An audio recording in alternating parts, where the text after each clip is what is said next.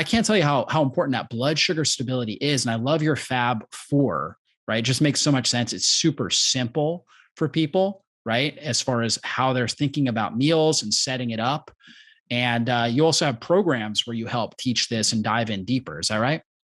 Yeah. Well, there are a couple times when blood sugar balance is actually really, really critically important for the development of cognitive development of a child Mm, in utero, yeah. the cognitive development of a child under the age of 4, specifically in those first 1,000 days.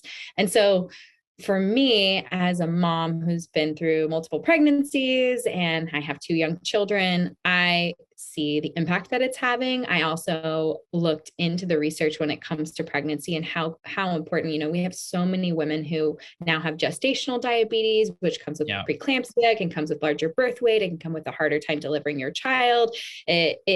It is detrimental to the development of your child. You're setting your child up. If you have dysregulated blood sugar during pregnancy, you have elevated blood sugar, and it does not have to be in the diabetes range. I am talking about fasting blood sugar in the 90s, the high 90s when you're pregnant. It's having a metabolic impact on your child and future generations. So when you are a pregnant mom with gestational diabetes, or even, like I said, that elevated fasting blood sugar and dysregulated blood sugar throughout those 40 weeks, you are doubling the chances your child's going to have type 2 diabetes, metabolic syndrome, and obesity when they grow Mm, up. And so I take that very seriously. And when I think about, it's this really hard time, right? Because you might have food aversions, protein aversions. You might be nauseous in your first trimester. You might have 3 other little ones at home, and you might be so tired and just like trying to get through. So in a very gentle way throughout my pregnancy course, I'm reminding parents, especially the moms, of the responsibility we have for our children and their health span and their metabolic health and their brain health. So in those courses, I go through nutrient density, things like iron, choline, zinc, critical nutrients for cognitive development, and how to support blood sugar balance throughout pregnancy, how to check in with yourself at that 12 to 14 week mark if you're moving through the nausea, and things to think about, like nausea is related to a B6 deficiency in the first trimester of pregnancy. A lot of that can be fixed if yeah. we supplement with more B6 and if we support blood sugar balance. But unfortunately, if we have nausea and then the only thing that the person is eating is toast, dry toast on its own, and you have this massive blood sugar roller coaster, you're actually increasing the chances that you're going to have really bad nausea. And you think it's the opposite, but you're just perpetuating this nauseous cycle. And so I have ways, whether it's a protein shake, cold proteins, and I use things like pasture raised goat cheese or plain Greek yogurt or cottage cheese. There are ways to get in cold sources of nutrient dense proteins that are bland that really can start to support blood sugar balance. And then there are things like, if you are going to use a toast, can we swap it out to a lower glycemic, more whole food style bread versus a processed wheat, sugar loaded, Yeah. preservative filled bread? And can we load it with a nut butter or even avocado to slow down the digestion of that? And that's where we're using the Fab 4 in pregnancy to support blood sugar balance, decrease nausea, increase nutrient density, and make sure that, I just think it's empowering as a mom. I don't want to be fear mongering. It needs to be empowering to know, like, if you've eaten a specific way leading up to pregnancy and then you're totally nauseous and the wheels fall off, you have so many nutrient stores in your body that you're okay.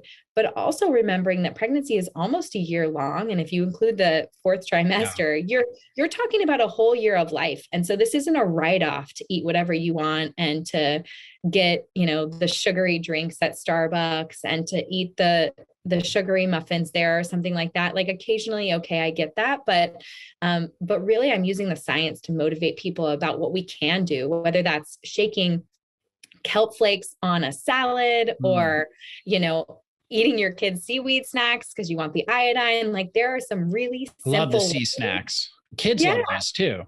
it's so great. Such Yeah. an easy thing to add. And so once I saw the response to the pregnancy program and giving people just really the tools to say, like, this is how to nourish yourself when you're pregnant. Here's how to get through the tough times. And here are the most critical nutrients for fetal development. That is just like, I love to give that education away. And so then from there, once I started raising my kids, I'm pretty lucky. Sebastian, my 3.5-year-old, he's, I think, probably the best example of exposure, modeling, and he is not a picky eater. He will eat everything, but it really comes down to me being, I think you would say, I'm a homeschool teacher in the kitchen. Like, he calls himself my sous chef. He has his kid knives. He has a kitchen tower. He has his own cutting board. And I know that has been critical. Him coming with me to the farmer's market, coming to Whole Foods, coming to the Ecology Center, which is our little local farm here, him picking the veggies. Like, I remember we went to Tanaka Farms, which is just about 30 minutes north of us, 20 minutes in Irvine. And it was bok choy day. He picked all the bok choy. We came back, we seasoned it, we sauteed it. And I think he ate like 3 heads of bok choy at 2 years old, and I think most parents would be like, my kid would never eat bok choy. And we have these preconceived notions of what our child's going to eat. And the research on it is pretty amazing. Most caregivers, after 3 to 5 times of our child saying that we don't want to eat something, they stop making it and they stop offering it. But with children in the flavor window, which is between the 6-month period and the 18-month, and their 18-month birthday, it's called the flavor window. They're really accepting of foods, but it still may take a dozen introductions for them to like it. But please do not stop offering your child this food. Remember, the whole family is getting these benefits. You, your wife, grandma, if she's sitting in on dinner, and them just being exposed to it, seeing it, smelling it, touching it, even if they're not eating it at that time, is considered an exposure point and increasing the chances that they're going to accept it. And we just have literally between our pregnancy of our child and all the flavors we're introducing there to that, up to that flavor window, you should see me. I should do a reel on it. It's like a joke, like me putting out all the different flavors of veggies before Tashin turns 1.5. Like, please try this, just to try to keep the variety alive, because the more independence we give our kids, the more we model that healthy eating or eating of vegetables, the exposure to them in any circumstance, from the market to our kitchen to their plate, and getting them involved in cutting, sauteing, like seasoning. All of that plays a huge role in them being independent, confident, and accepting the foods that we want them to eat. So that's what I'm about. Like, I teach colors, I teach textures, I teach crunch, whatever it is, like that's counting. Like, we do it in the kitchen. Like, I'm spending an hour and a half, like, just playing in there with them, and they love it because it's not their toys. It's like adult stuff. Yeah. Yeah. And you're able to connect with them as well. Right. So it's connection time as well. And teaching them these valuable principles that they can carry with them for the rest of their lives.